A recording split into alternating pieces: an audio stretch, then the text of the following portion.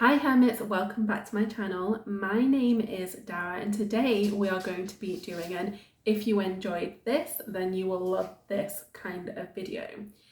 Now I want to look at some of the really popular books that I see people talk about a ton and just give you some alternatives that might have some similarities but will also have some differences that I think you'll enjoy. So let's go in hot and start with, if you have read The Seven Husbands of Evelyn Hugo by Taylor Jenkins Reid, then I think you will love The Last Days of Leda Grey by Essie Fox. So obviously The Seven Husbands of Evelyn Hugo is like an interview of a woman who really had this like glamorous Hollywood life as an actress from the 1950s onwards. And it's told in like interview format, like I said. We're seeing a lot of the dramas that she experienced both in front of the camera and behind the scenes. And ultimately it's a bit twisty, it's a bit turny, and everyone loves it. The book that I would recommend if you really liked that was The Last Days of Leda Grey by Essie Fox. Now the concept is fairly similar. So we have a journalist who is interviewing a star who has reached old age, but rather than someone from the golden age of Hollywood, this is an actress who used to star in silent movies. So, we're going to a different period of history there. And again, like it's told in interview format because he's interviewing her. And we're hearing a lot about like mysterious things that happened, dramas on camera, dramas off camera, just mysteries that were taking place. And again, it's twisty, it's turny, but it's a lot twistier and a lot turnier than Evelyn Hugo. It's a lot darker in places. We also have some like ambitious, slightly unlikable characters, but characters that you root for nonetheless. I thought it was brilliant. It is one that I read many years ago and has really stuck in my mind since. I don't think you will see the twists and turns coming. And yeah, I just really enjoyed it. It's imagine Evelyn Hugo but with a gothic twist, and that's what you've got. It was really enjoyable, really captivating. It definitely had me gripped. Her books always do, but I would highly recommend you give it a go. So the next popular book that I want to talk about is Cersei by Madeline Miller. So obviously this is a well-known mythological retelling about Cersei, who's a character from Greek mythology. And if you really enjoyed Cersei, I recommend The Beauty of the Wolf by Ray Delaney. And so we're looking at a completely different type of mythology here. It's still a mythological retelling, kind of, but it's more about Celtic mythology. So we're looking at like this sort of Celtic goddess, fairy queen type of character. And essentially what happens is there is this man, I think he's like a baron or something in Elizabethan England, who is cutting down the forest. And the fairy queen type of person is like, cut down another one of my trees and you will be sorry, I can guarantee you that. And he's like, bitch please, these are my trees, I'll do what I want. He cuts it down and she's like, okay. And she puts this curse on him, and it sort of tells the rest of this story. And it's so unusual the way that it's written. Like the writing itself is beautiful. We have so many different strands from so many different characters, and it does have a very similar vibe to Cersei, but it's just a very different type of mythological retelling. I really recommend it. I do. It's not necessarily one of my favorite books of all time, but it is one that I think more people should have read, especially if you like things that are inspired by myths, legends, fairy tales, anything like that. And if you like anything that has actual like stunning writing, and also if you just have like a love for historical fiction, it's great too. I really would just recommend you give it a chance. Then if you love The Invisible Life of Addie LaRue by V. Schwab, which I know many people do, then I recommend you read The Witch's Daughter by Paula Braxton. Now these are very different in plot. Obviously we have Addie LaRue making a deal with the devil because she wants freedom, she wants a life where she can just live by her terms, and he grants her immortality. But the downside of that is that nobody remembers her. So as soon as they look away from her, they forget she was even there. And that is nothing to do with the witch's daughter. Like, that doesn't happen. But what we do have is a similar sort of situation of somebody making a deal with the devil and not realizing the consequences of said deal. And we also see them like living like lives throughout the centuries. But I think I preferred The Witch's Daughter just because of the pacing and also the characterization. So we have more plot, we have more mystery, we have like a deeper connection to all of the characters, good and bad. I really enjoyed it. I listened to the audiobook and I just thought it was a great time. Then let's move on to a classic. So if you read and loved Jane Eyre, or maybe you like read and wanted to love Jane Eyre but maybe didn't quite, I highly recommend that you read Jane Steele by Lindsay Fay. Now this is a direct retelling of Jane Eyre. It is still set in Victorian England but with some very fun twists. One being that Jane is basically a serial killer, one being that Mr. Rochester is Indian, and there are many other things thrown into.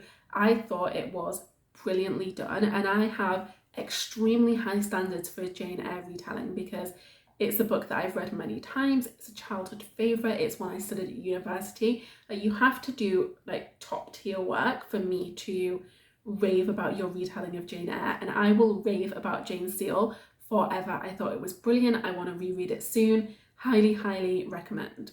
Another classic that I want to talk about, if you loved Little Women by Louisa May Alcott, then you should read Eight Cousins, also by Louisa May Alcott. So the vibes are very similar because obviously it's the same author, but the plot is so different, and it's one that I never hear people talk about. But I loved it so much more than Little Women. Like, don't get me wrong, like I love the idea of Little Women and I love the most recent film adaptation, but it's never been a favourite story of mine, whereas Eight Cousins is stunning. So in Eight Cousins, we follow a young girl called Rose who is put into the care of her uncle who has been away at sea. So she's an orphan and he is her legal guardian. And he lives in a house with his two old spinster aunts, and then they're also surrounded by other aunts who have married like siblings and so on and so forth. So there are lots of aunts, lots of cousins, and Rose is coming from this very sheltered, lonely existence with sickly parents to being surrounded by all of these boys, because all 8 of her cousins are boys and she doesn't necessarily know how to be around them.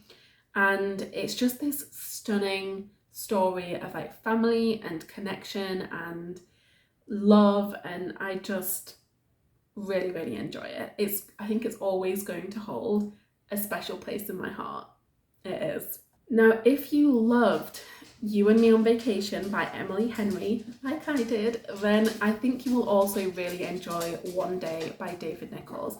So it does have some similarities in concept. So obviously You and Me on Vacation follows Alex and Poppy, who go on a holiday every year. They've been friends since university and that's just their thing. They've got this great connection, and the book follows us following them on their different holidays and what happens and so on and so forth. In One Day, we follow Emma and Dex, who also meet at the end of university, and we're following their story on the anniversary of that date every year, like throughout their lives. And again, we see ups and downs. We see their relationship as it grows, as it develops, as it gets trashed, as it rebuilds again, as it gets trashed again, like all of the twists and turns. And it's just so well written. I don't necessarily think that one is better than the other. They are both very different. They both have different underlying messages. They both have different conclusions. I just really enjoyed both of them. The characters are also very different. But yeah, if you liked You and Me on Vacation, then I would highly recommend you read One Day. Now, if you read My Perfect Wife by Samantha Downing, then I highly recommend you try Jane Doe by Victoria Helen Stone. Now, I have to be honest here. I DNF'd My Perfect Wife. I didn't really love it. but the concept I was here for. So it's essentially about a husband and wife team that kill together. The wife is clearly a psycho and the husband just loves her, so goes along with it. Like that's the vibe that you get from reading the back of the book. Jane Doe, on the other hand, it's very, very different. So it's not a husband and wife team. We just have this one woman who is hell-bent on getting revenge. So we know that a man did something, and as a consequence, her best friend died. And she is going to get revenge if it kills her. And she goes about it in some of the most fabulous, twisted, creative ways. And I could not get enough of this book. This is how you do like twisty women well. The twisty woman in My Perfect Wife I thought was so basic and so superficial and so bland. But the twisty women in Jane Doe, like, yes, let's be friends. Highly, highly recommend. And why don't I see enough people talk about it? I loved it. If you read and loved Where the Crawdads Sing by Delia Owens, then I highly recommend Windchill Summer by Norris Church Mailer.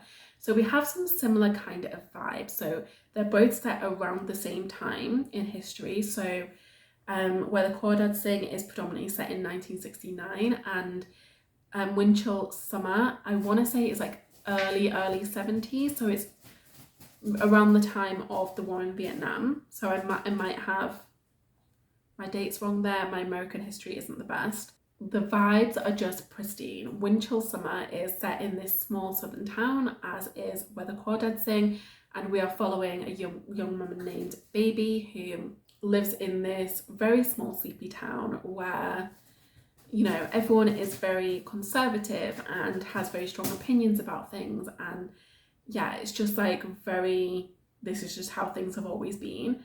And at some point a murder takes place and then things start unraveling. We also look at questions of race because her best friend is Filipino, and it's just, yeah, I can see a lot of similarities to Where the Crawdads Sing. I personally enjoyed the story more in Windchill Summer, and it's not one that I ever see talked about. What I will say is that it was written quite a few years ago, and I also read it quite a few years ago, so I don't know if necessarily all of the conversations on race are things that we would be comfortable with today. I'm not saying that they're not, I'm just saying that I can't remember, so just go in with that in the back of your mind.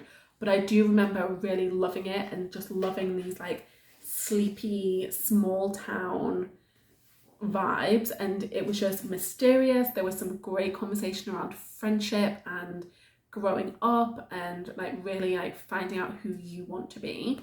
I loved it. I've read it 2 or 3 times and I want to try and get my hands on another copy. I didn't bring it with me when I moved back to England, but it's a good one. It's a good one. Old fave. Now, if you loved The Duke and I by Julia Quinn or any of the Bridgerton series, then I highly recommend the Essex Sisters series by Eloisa James. So the first book in that series is Much Ado About You.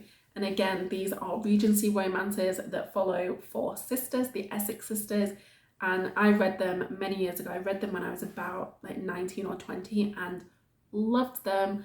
I remember my cousin and I like swapping books and reading them so quickly. We were absolutely obsessed, but they were so fun, so dramatic, so saucy, just a really good time. And I'll be honest, I didn't love the Bridgerton books that I've read. I read the first 2, The Duke and I and The Viscount Who Loved Me, and I didn't think they held up to all of the hype. But the Eloisa James books were stunning, pristine, and I do want to read more by this author. Then last but not least, if you enjoyed Room by Emma Donoghue, then I highly recommend Baby Doll by Holly Overton. So Room tells the story of, well, from the perspective of a young boy who has grown up in the confines of captivity because his mother was kidnapped and abused for years and years and years, and his birth was a result of that abuse.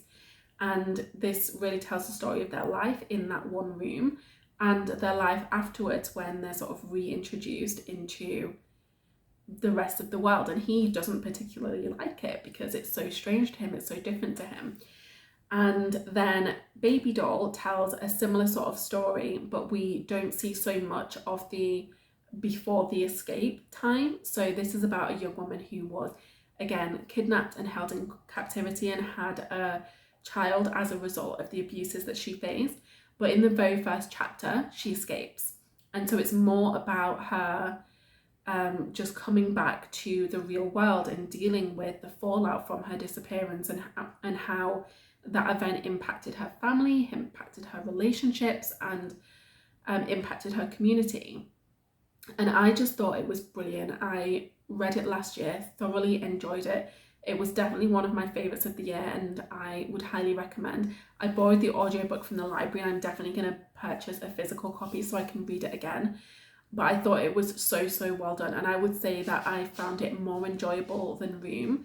Both are good books, but I preferred Baby Doll. So if you did read Room and enjoyed it, or if you read Room and were like undecided or a little bit like not in love with it, then I would recommend you try Baby Doll, because it was a good one. There's also some really great conversation there about different types of relationship, particularly sisterhood. Like, that was addressed really well.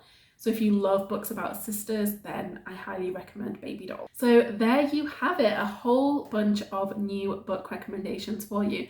I would love to hear from you. If you have like sampled any of the things that I've recommended, hit the comments and let me know your thoughts. I would also love to hear if you have any book recommendations for people who liked any of the things on my list. I'm always up for more, so if you have things that you think I should add to my wish list, go ahead and drop those in the comments. Anyway, I am gonna love you and leave you, so go have a great rest of your day, and I will see you in my next upload.